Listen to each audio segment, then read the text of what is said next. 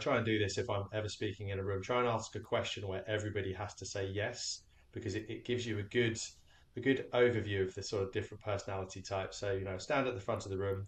We're not in anybody's house, so I ask the question, who travelled here today? So everyone in the room has to say yes. And everywhere you ask this question, you get the same response. A few people, and it is a few, hear the question, just stick their hand up, right? Of course, I travelled here today. Most of the room start sort of looking around awkwardly at who else is putting their hand up before slowly putting their hand up.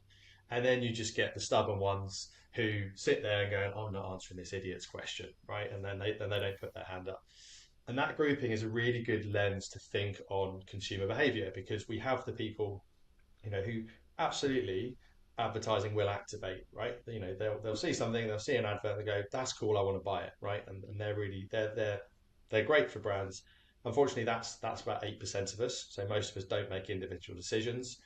We've then got that huge swathe of people that need that reinforcement, right? So the first people who are looking around the room, they sort of don't want to feel silly. They want to make sure that they're part of that herd, if you like, that collective behaviour. And then once they see enough people putting their hands up, they join in. And then the far scale, you've got the people who are really they need to see it a lot. They need to see a lot of reinforcement to make that decision.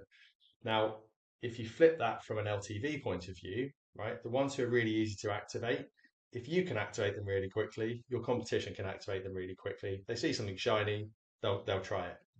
The guys in the middle, the girls in the middle, they're going to stay around a bit longer. So therefore, you have a kind of element of defensibility, so higher LTV.